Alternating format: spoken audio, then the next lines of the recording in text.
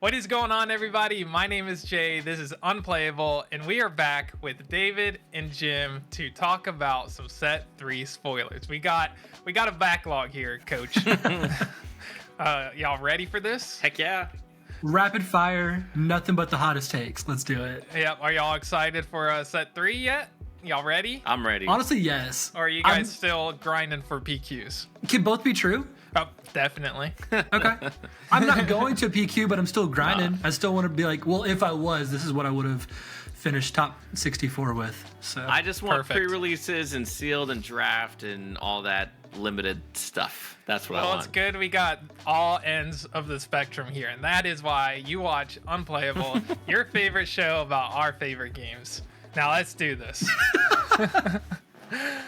So first off, we got a Satine Kryze. She is committed to peace, a 4-cost blue hero, 0/6 Mandalorian official.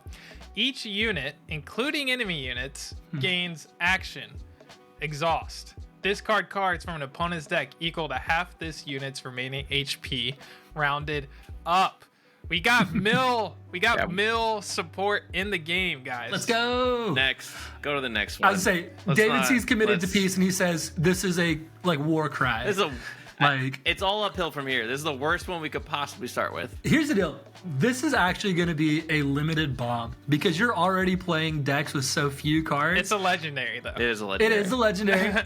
But you better believe if I see this legendary, I am snapping it up, not because I'm some sicko that wants to make mill happen, although I for sure will. It just will be good and limited. Sorry, David, to tell you I that. feel like if you do get this legendary in limited and you draw it, you could like pretty much win the game, like every time.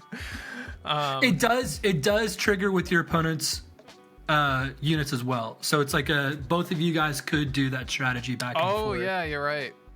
You're right. But it is a Mandalorian, so everybody's favorite Bo-Katan deck lists are going to come to fruition. It's going to be so great.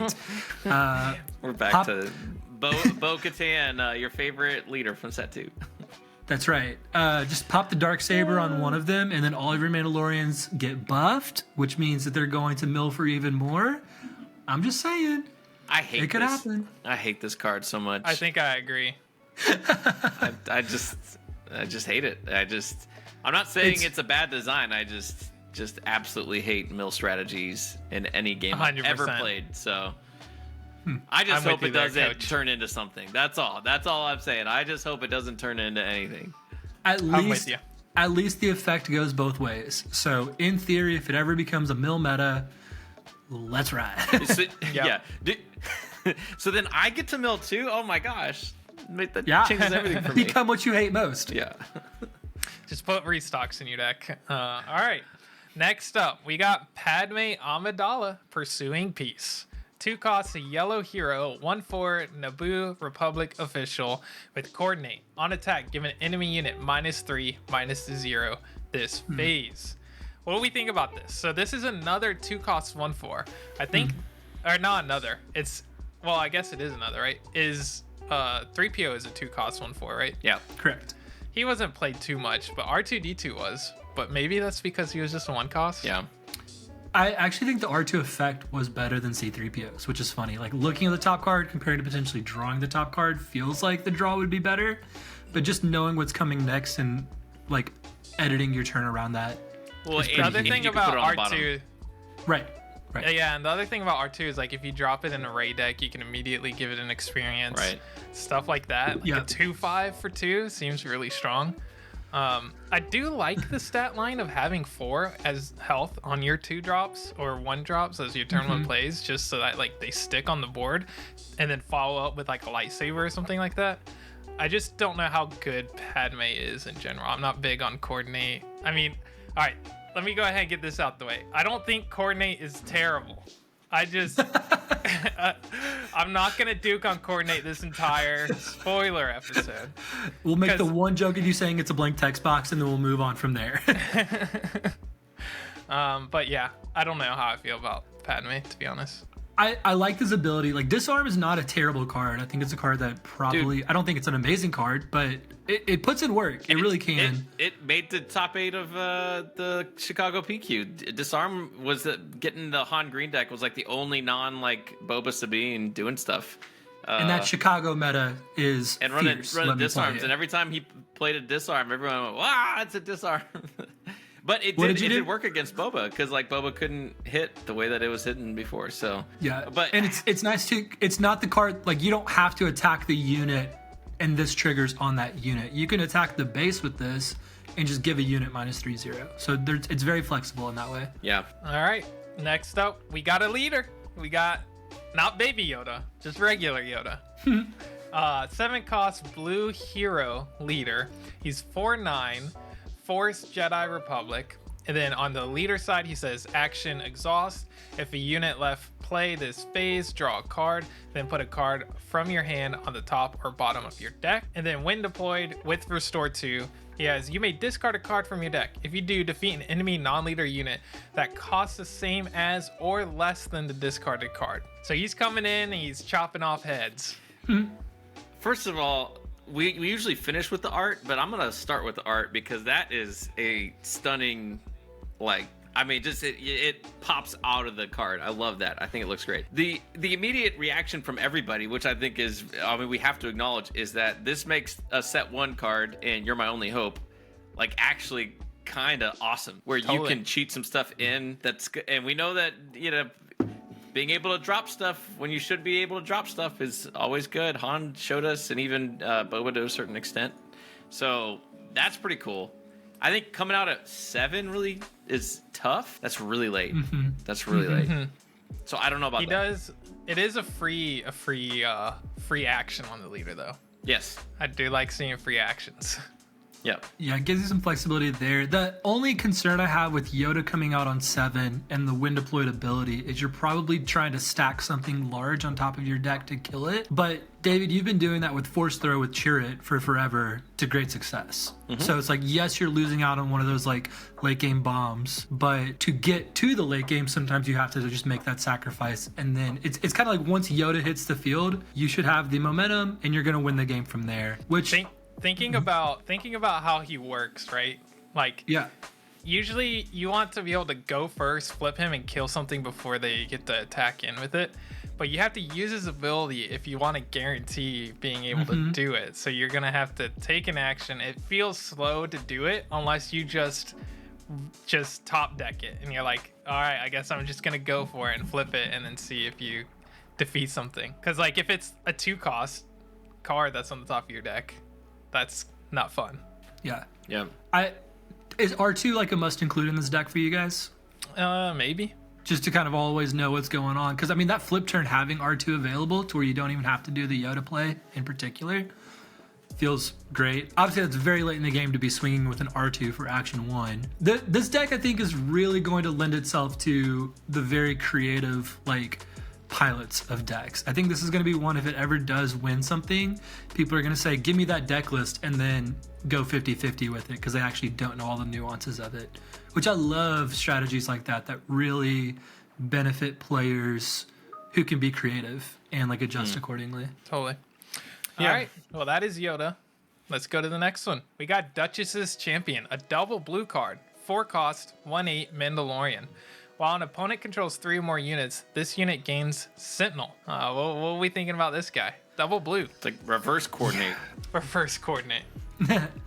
I wanted the Bo-Katan dream to stay alive, but unfortunately double blue does not quite allow that to happen. This came out really close to Satine as well, and so it's you can mill 4. That's just a lot of stats a unit. Go Gar Saxon. He's basically Bo-Katan, just like the evil dude version. But honestly, not the worst idea, because Gar is blue, correct? Yeah. Yeah. So, I think that makes way more sense for the sake of all of those mechanics. Throw an upgrade on it. Give her a Jedi lightsaber. So it's a what 4/11 Sentinel sometimes. Yeah. I don't know. The situational Sentinel isn't played too much. Although Sugi's been getting a little bit more play in the Blu-ray deck. Mm-hmm. And that depends on an opposing unit being upgraded. So is it more likely that they're going to be going for units or upgrades? Honestly, the funny thing is you could run both of these and pick and choose. I do like this in like the double Blu-ray deck that I've been playing. And with Sugi, you're typically playing top target, so you can just play the bounty on the unit, and then Sugi just gets Sentinel right away. Yeah. This is a very obvious, like, you play this with Satine, tap, mill 4 kind of card, right? Like, and they have to answer it. Are you playing this are you ever playing this in a deck that's not a Satine deck? Again, you can in Ray. Like, you can play it in Ray and buff it twice with Ray's ability. Like, it just is another annoying thing they have to chew through. Well, and again, remember, we're going into a token set with battle droids and clones. So I know we've poo-pooed on coordinate, but I mean, it is kind of what the set's trying to do. And so it just depends on if that's a viable strategy. This ability might get turned on more than we think. Although if it's against exploit, then they'll just exploit their stuff and get it down to a different level. I don't know. It's going to be interesting early days with set 3. 9 stats for a 4 cost is fine. I think 10 is like the sweet spot, but like the 4 or 5s running around, it's like, so it's fine, but you can do some cool things. All right, we have another legendary here, guys. This is a double red 6 cost unlimited power force event, and it says deal 4 damage to a unit, 3 damage to a second unit, 2 damage to a third unit, and 1 damage to a fourth unit. All damage is dealt simultaneously, and these are all mandatory. So if there's only 4 units on board and 2 of them are yours, you have to deal some damage to your own units,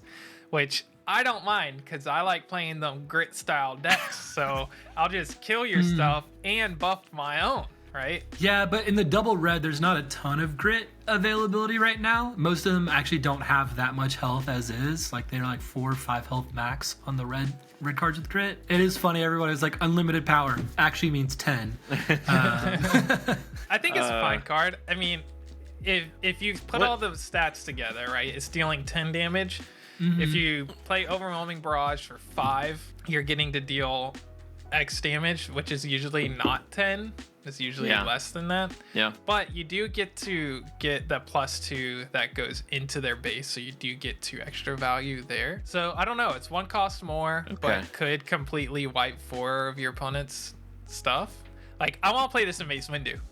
That's all I'm saying. There you go. I'm gonna play this in Mace, flip Mace, deal all that extra damage. What's that? The Wild Rancor card that we were messing with, Jim? It's 6 cost deal double 2 red. damage. And it's like a 6/8, isn't it? 6/8, deal 2 damage to all ground units. Yeah.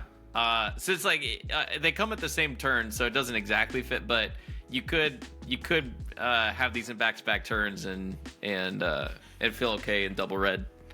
So that's kind of interesting to me. Yeah. It feels really weird to try to pull off. Like, the amount of like mental gymnastics you're gonna have to jump through to like perfectly deal all of the damage. It feels kind of convoluted. There'll probably be a place for it at some point, but I'm not immediately seeing the I think against a deck like Sabine, if they are playing a lot of like low to the ground units, and you get to 6 and you get to play this, and you wipe 4 of their dudes off the board before they get to attack, I feel like that's pretty strong. Yeah, but that's your whole turn, and then they're just restocking with more. And then you flip because you're probably playing a 6 flip. Maybe, I don't know. Then you flip Bo-Katan. See, there's a Bo-Katan deck in here somewhere, Jim. That's what I needed to hear. Thank you. All right. Next up, we have an 11 cost green hero card, a space unit. Republic Defense Carrier, a 6/7 with Republic Vehicle Capital Ship, Sentinel, and this unit costs 1 less to play for each unit controlled by the opponent who has the most units. So go ahead and spawn all those battle droids, coach, because you're going to make this a 6 cost 6/7 in space with Sentinel. You know what you should do is play Clone Wars the turn before this and give your opponent just a crap ton of battle droids. And then that's the dream. And then play this the next round. Well, in a sense, you do it on the same turn if you can, because you're like, if you have 11 total resources, sure. Or I guess you'd need 13 because it costs 2 at the front end, and then it's +1 for each. So that's a big ask, but you can do it. And then endless legions the next turn, and you win the game. Look at all that we've figured it out. Can we just move all the battle droids to space so that you can actually like block all of them that you just created? Yeah. I don't know. I mean, I play a lot of Redemption, and Redemption is just so much better than this that this just feels bad to me. But what do you guys think? Because that's the 6/8 Sentinel for 8, 6'9". but you can heal your base. It's 6'9", but you can heal 8. Correct. Yeah. Correct. So like, if you play this with Yoda, it works pretty good for his flip ability. Sure. If this is on top, right? Because it's still killing a everything. cheap unit, but it'll kill pretty much anything your opponent has played. Yeah, true. True. Outside of that, kind of trash. I was worried it was a legendary when I saw it. I was like, oh, please don't. It's uncommon.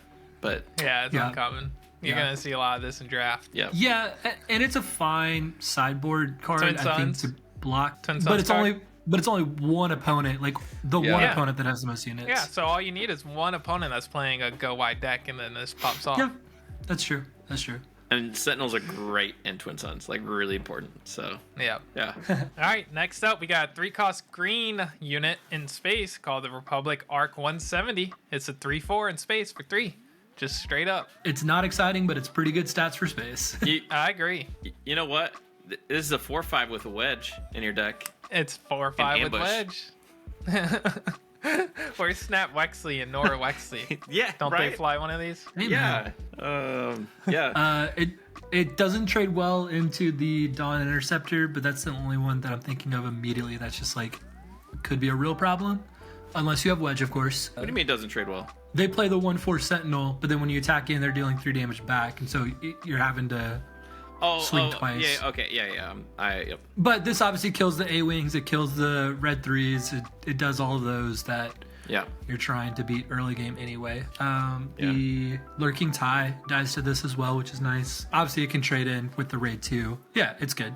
I like this Yeah, card. I think it's a fine card. Yeah. If like Republic ever pops off, this is a decent card to throw in your deck because 3/4 in space for 3 is not bad. All right, next up, 4 costs, another green space unit, the Subjugating Starfighter. This is a 3/3 separatist vehicle fighter with ambush, and it says when played, if you have the initiative, create a battle droid token.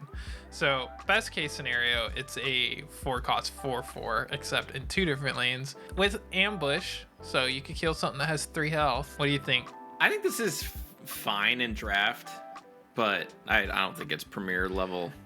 Exploit doesn't require you to have in the same arena, right? So like Right. if you do ambush this into something like an A-Wing and then you have 2 dudes on board that you can exploit, maybe it's fine, like in an exploit deck. 1 card giving you 2 units for exploit seems pretty decent for that kind of a deck. Okay, sure. I'm not crazy about it, but it's fine for limited. All right, next up we got a green event, 3 cost. Give each friendly unit +1/+1, and this is Learned. That got me. The clone there is learned by the Jedi there, right? Yeah. That's right. That's good.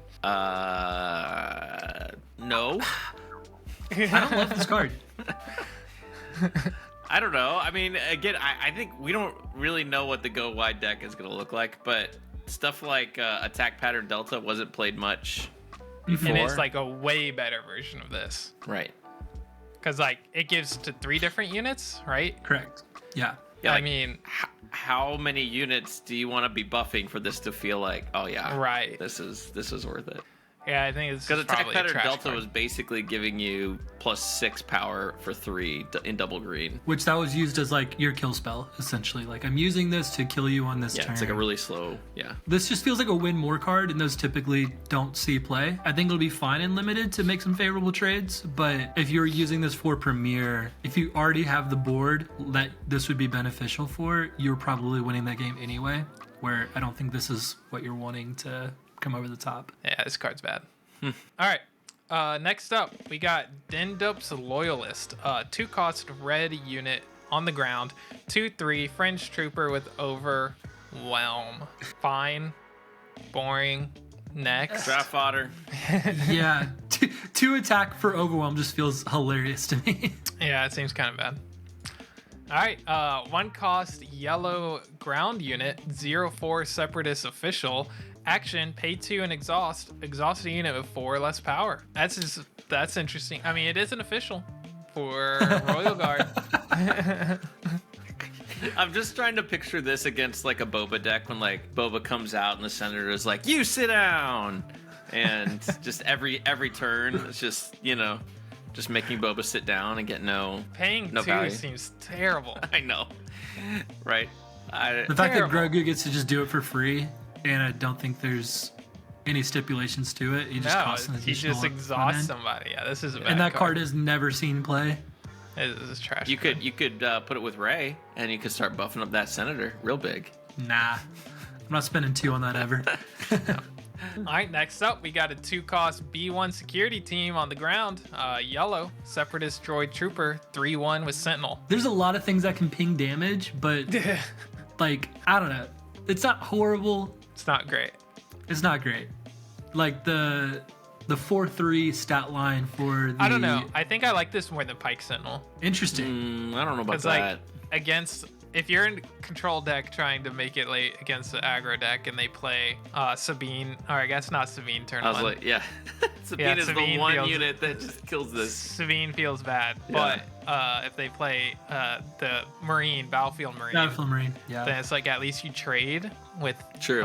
Pike Sentinel. You don't trade and you just lose your dude. Like in Kira can actually shield the Pike Sentinel. Sure. Right. But- And that's why Pike Sentinel does get play in Kira, Right. because you can do that. I think this is fine. I think having access to Sentinel at 2 for yellow in both hero and villain, it feels like one of those possible sideboard cards where, depending on the matchup, this may be really good against aggro decks. Like, but it is a little like what you're the Kylo guy, Jay. Like, does this make you nervous? Like playing Kylo? Does Kylo ping? So if I turn one Migs. Migs and then get to claim Migs, and yeah. then kill your thing, then it's not a big deal. But outside of that, I think a Sentinel with 3 strength on turn 1 is pretty brutal. Now, also keep in mind this is Separatist, so if Dooku leader becomes a thing, like you could be killing a battle droid and replacing it with this for free.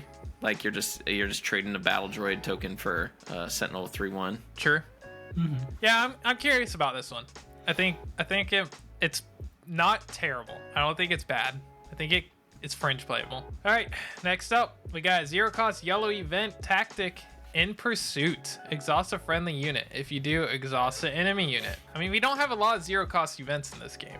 0-cost cards in general. So that's kind of interesting when something gets 0-cost. Is it good though? I'm thinking I'd probably play this in like an exploit strategy anyway. So I'm like, it Yeah, just says tap a an battle enemy unit. droid. Yeah. It doesn't have to be non-leader, so you can tap their leader, which is Yeah. great. And doing something for free is always good. So I think if they put a free event as a possibility, you always have to consider it as an option. Because it's not like, oh, you're tapping out of resources, therefore I'm good to swing. I could definitely see this card having some play. But Yeah. I don't know. Yeah, I totally agree. If you tapping a battle droid to tap a leader doesn't feels like it's worth it. So maybe it's good. And if you're playing a control deck, you don't really need to use your units for anything. So like you can tap a Sentinel to tap an aggro dex dude and it doesn't feel bad. All right, next up, we got a 1-cost space unit in villainy, Droid Starfighter. 1/2 Separatist droid vehicle fighter with Saboteur. It's hilariously annoying. But Like, yeah, what is the Saboteur? just Well, your I ping mean, and base. Yeah, Like, you're you just get pinging base. just ping it. It's just Sabine on a stick. Just ping their base. There you go. Just an Every entire turn. game, yeah. Man, I don't hate this card, honestly. but like, I mean, the generic TIE fighter, unless you're going for Separatist stuff, is just so much better. Yeah, Separatist or Droid synergy with Grievous, but it's very annoying, and you're fine to use this in an exploit later on. But it's one that it's like they don't really want to waste an attack against it. It's just like a little bit of death by 1,000 cuts, but I think this is one that like is just so annoying. Yeah. It's a droid too, and I think there's a fair amount of droid synergy cards that exist, right? And Separatist. It's not bad. I guess, yeah, the Grievous thing. I mean, you could just give this Sentinel every turn, and I don't Not know. every if turn. Well, I mean, Until it I dies. mean, yeah, it's like, do you want to waste your thing? I guess. I don't know. I think it's bad, but I could be wrong. I think it's fine. I'm not excited about it. Now the next Agreed. one, it's a 3-cost super battle droid. Villainy unit on the ground. That's a 4/3 separatist droid and trooper. Ooh. I just like this card because it's a super battle droid. Heck yeah. The artwork is so sweet. Yeah, it looks sick. Yeah. And it's a 4/3 too. Like Boba was playing Super Racer in set 1 for a reason. I mean, that's a lot of damage. Because it was set 1 and we Yeah. didn't have other great options. Now we have three Yeah. 5s that are everywhere at this point. Yeah. That's fair. I think this is a really great draft card. Like, just being villain. Like, getting Yeah. this if you're in villain, being past this, like, oh yeah, of course I'm going to take that. Yeah, like, the stats are pushed for a generic. So to be able to fit into lots of different draft decks, that's going to be good. All right. Next up, we've got Grievous's Wheelbike, a 4-cost villainy upgrade. And it says, while playing this upgrade on General Grievous, it costs 2 less to play. Attach it to a non-vehicle unit. Attached unit gains Overwhelm. And it's +3/+3, and it's a vehicle. So 2 cost +3/+3, and giving Overwhelm on General Grievous is pretty sick. Well, it gives anything overwhelm. That's what I'm like. I think the fact that it's just a static overwhelm is pretty sweet. Yeah, But- for sure. But the fact that you could, like, the Grievous unit is a 3-cost 4/4 that you theoretically, well, no, that wouldn't work for. No, it would work. You can figure out how to exploit it in first round with Dooku, and then second round play this for 2 and still have a resource left over to.